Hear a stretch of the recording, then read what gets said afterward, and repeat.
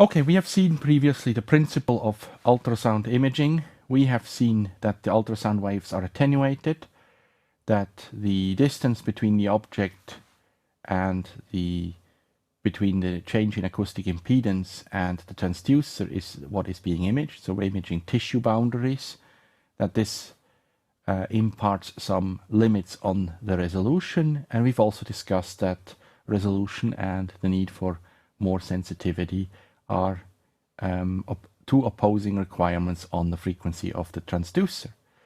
So the question is, obviously we would like to have good choice in ultrasound frequency. If we want to see deep, we'll probably have to use a lower frequency. If we want to see close to the surface, probably a higher frequency. That seems logical, but we can actually say something more precise about the optimal choice and put this into mathematical terms. And that's the question we're going to address here, is how do we estimate the optimal choice of ultrasound frequency.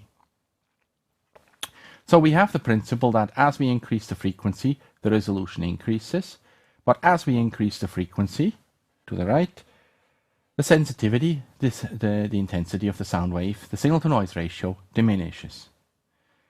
So if we look at resolution, the delta x between two objects, at which we can discriminate them, we've seen them that this decreases with increasing frequency. So the delta x is proportional to 1 over the frequency. That means the resolution is proportional to the frequency. If we look at signal-to-noise ratio, we have seen from earlier that the signal returned from an echo-generating source, echo-generating tissue interface at a certain distance x from the transducer is given by the original intensity, the attenuation coefficient that we have discussed, and we're multiplying this here by the reflection coefficient, which just basically says, okay, the signal that we see at the transducer is given by the reflection coefficient. That's the percentage of ultrasound energy that's bouncing back as an echo. And here we have the factor 2x because we're looking at twice the distance. So if we're at the distance x from the transducer, the attenuation happens twice, on the travel in and on the travel back, and that's why we have the factor 2 instead of x here in the equation. Now in terms of, for the sake of the argument here, since we're interested in the choice of frequency, we'll assume that the reflection coefficient is constant with respect to the ultrasound frequency. So in this equation here we have f is the ultrasound frequency. That is an experimental parameter. We choose that by generating the ultrasound waves. Alpha is the attenuation coefficient.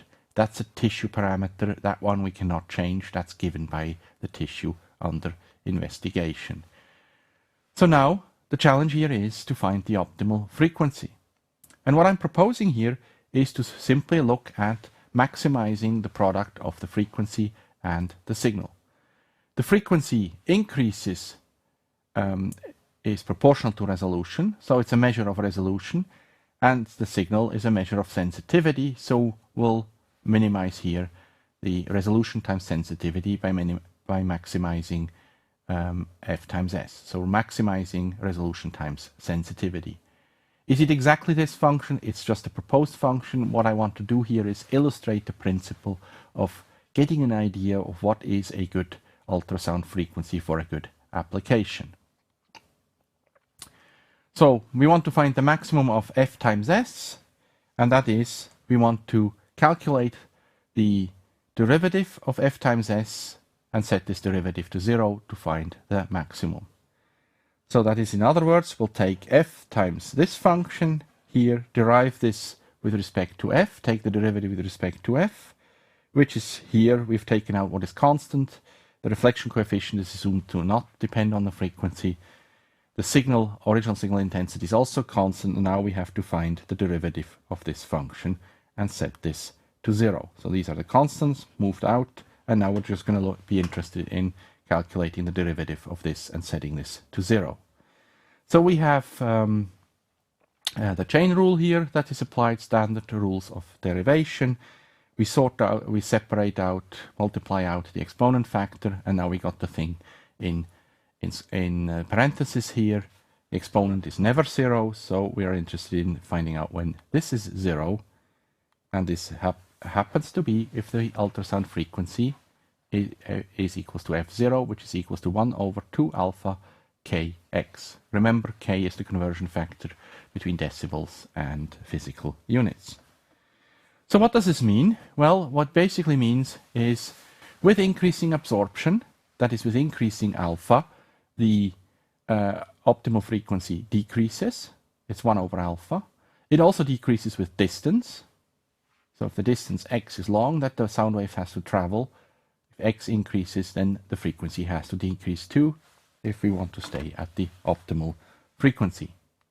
So, how optimal is this choice of f0? We can of course say, well, we want to measure at different depths. We're not just limited to one depth. Here we're saying mathematically there's just one optimum.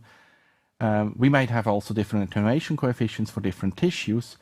So this gives us a spread of optimal choices of frequency, and the question is, how critical is this choice? Are we really bound to an exact formula, exact equation like this one here, or can we be a bit more subtle about it? And so what we're doing now here is we're plotting exactly this function here, normalized to 1 at the maximum here, and we're plotting on the x-axis f times alpha 2k x. This is just making this is the argument of the exponent here. This is dimensionless, and the optimum here is at when f0 is equals 1 over alpha 2kx, so that is when this term here is equals to 1. So that is the optimal here. And now we can say, well, you know, we are willing to compromise to be within, let's say, 20% of the optimum, and the question is, how much of a range of variability in frequencies do we have?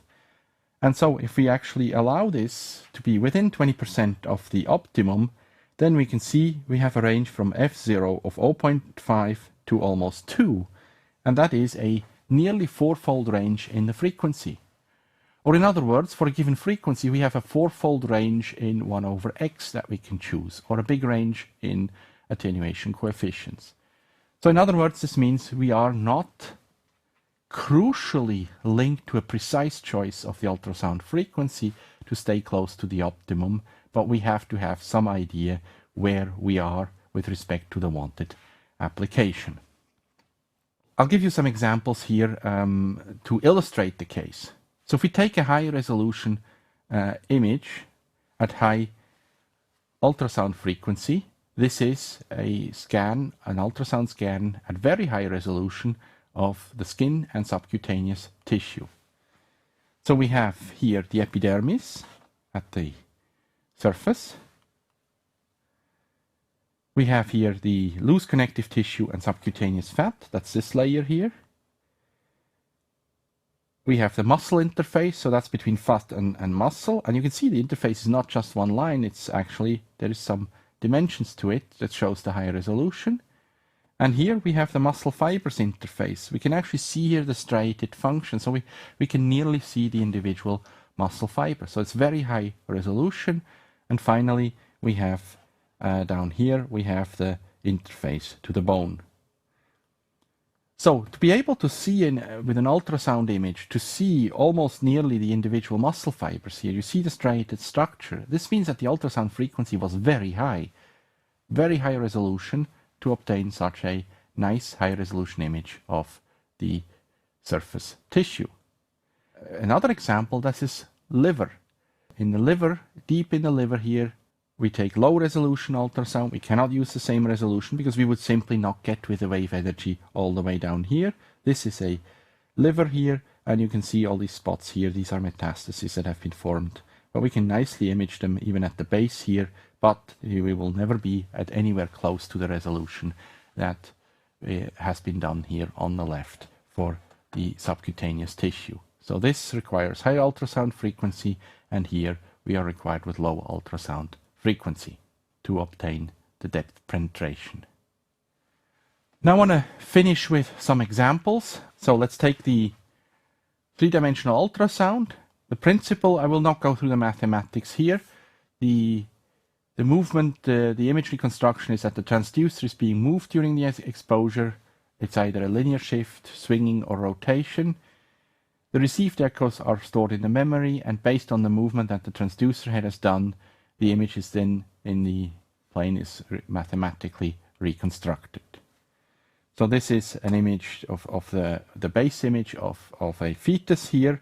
This section here is then chosen to reconstruct the 3D image, and this is the 3D image here, and you can see here on the umbilical cord in the 2D image, and in the 3D image we can see umbilical cord, we see the hand, and as you see in the sequence of the video, this can be done in real time, so one sees the baby move in the belly.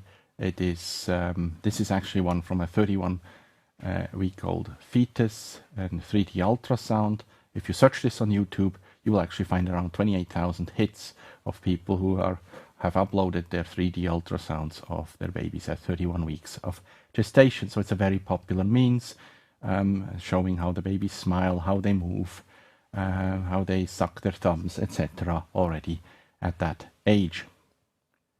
We'll take the video here, and if you look at the sequence, we'll first see the basis of the image, and then the reconstruction. As this is done in real time, the baby moves in the womb. This is observable. The baby smiles. This can be imaged. We also see here the Doppler ultrasound, the beating heart, the characteristic sound of newborn babies in the womb, and then again the 3D image.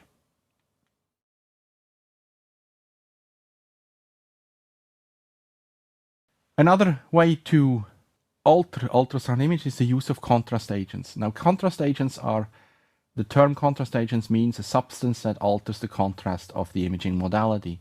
In ultrasound, this is gas-filled bubbles. Here's a microscopic view of the gas-filled bubbles. Why gas-filled? Well, we have seen that air and tissue, that is a very high change, a very big change in acoustic impedance. So there's a big reflection of echoes. And then there is also higher harmonic imaging that is introduced here, and resonance effects on these microbubbles that makes them a very good tool to generate very strong echoes. So, but for the purpose of this course, we'll stick with the idea that they have a tiny Z inside the air bubbles, so there's a total reflection of the ultrasound. And here we have an example of kidney perfusion. If we look at the perfusion of the kidney, we can see that these microbubbles, they arrive in the kidney. The change in signal is color-coded, and one sees very nice here in the mouse the arrival of the microbubbles in the kidney. That is, we can measure kidney perfusion.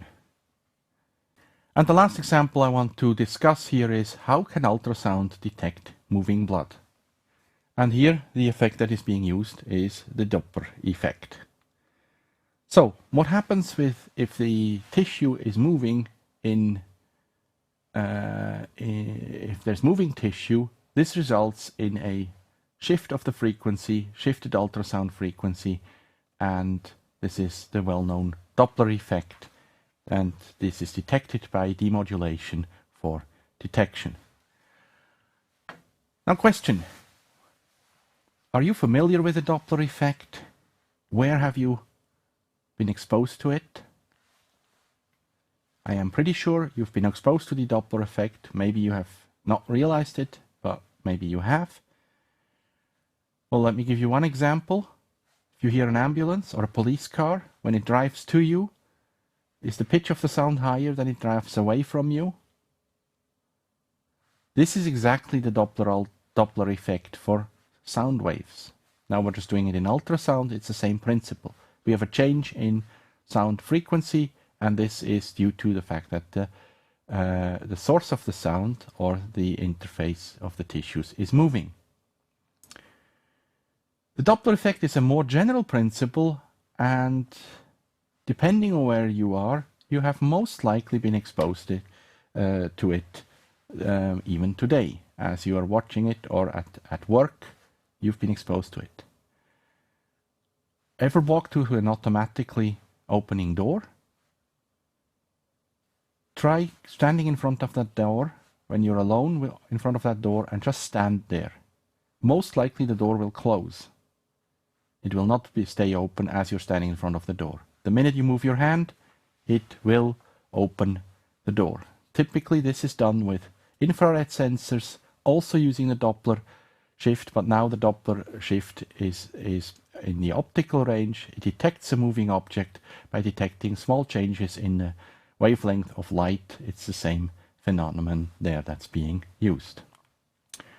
Okay, so let's look at the propagation of sound waves. I will stick with this very empirical, very qualitative. For a stationary object, the sound waves travel into with the same speed, sound speed in all directions. So we have here indicated the maximum between sound waves, that's the wavelength here, and that is equals to c times t. If you have now a source moving with a velocity v0 in a period t, the source will assume that the source moves closer to the detector by v0t. And then this is what we are observing. Here's the source moving to the right, and now we have the maximum between the sound waves is now given by c minus v0 times the t. And here, the maximum here is c plus v0 times t. That's the wavelength that's observed here, and t here is the same time. So in the direction of the motion, in front, the difference between the sound maxima, that is the wavelength, is shorter, and in the back of the source, the difference between the maxima is longer, so this is a longer wavelength and hence a lower frequency, and that's the characteristic sound that you hear with the ambulances. Now I'll give you here just a formula from the literature. We have the difference in frequency between the front and the back here is given by 2 times the frequency of the sound wave, the velocity of the object, cosine of alpha, where alpha is the observer frequency divided by the speed of sound. So c is the speed of sound, v0 is the speed of the source, so your police car or ambulance. Here we'll say it's blood, it's 50 centimeters per second. And let's say the frequency of the moving source is 5 megahertz. We've taken the speed of sound from the tissue, 1500 meters per second, a characteristic assumed value of blood flow, 50 centimeters per second, and an ultrasound frequency. We'll just say that we are at an angle where we can detect it, and we'll now estimate the effect, the Doppler effect that we can have. And if we take this as with these numerical examples, we can calculate out the values. We'll punch in the numbers, and we can calculate that this is roughly a shift in frequency of 3 kilohertz. 3 kilohertz is 0.05% of the original ultrasound frequency. That's very low, but 3 kilohertz in absolute terms is easily detectable with a demodulator to be able to calculate that there is something moving. The moving source that we're talking here is, of course, we're talking about the moving interface. So if it is blood, then we have moving blood. That is what we mean here. It's the source means here the echo generating object, our interface. So here we are looking at the image. We see over time the blood flow that's done with Doppler ultrasound. That's taken from the 3D ultrasound example of the newborn baby that I just showed you earlier. And we have here a video of a stent. So this is from an internal carotid artery stent. A stent is typically a spiraled object. It's like a spring that is there to reinforce the vessel walls. And as you can see in this video here, you can see very nicely the blood flow, and you see also from the stent the change in blood flow at the location of the stent. This periodicity of the structures here corresponds very nicely to the structure of the stent. All right, so what we have here is a transducer, ultrasound transducer, which detects the Doppler effect. It is used to detect moving blood, as I just explained, and I'm going to use it here on myself as a demonstration.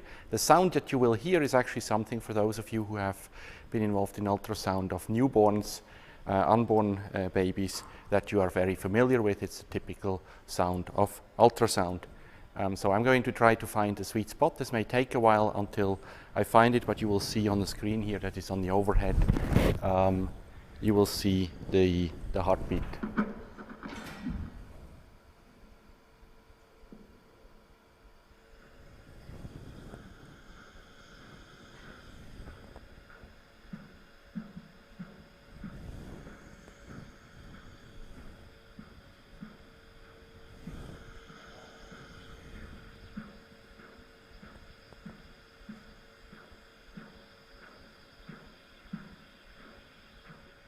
Okay, so that's the demonstration of the heartbeat. That's the typical sound of ultrasound.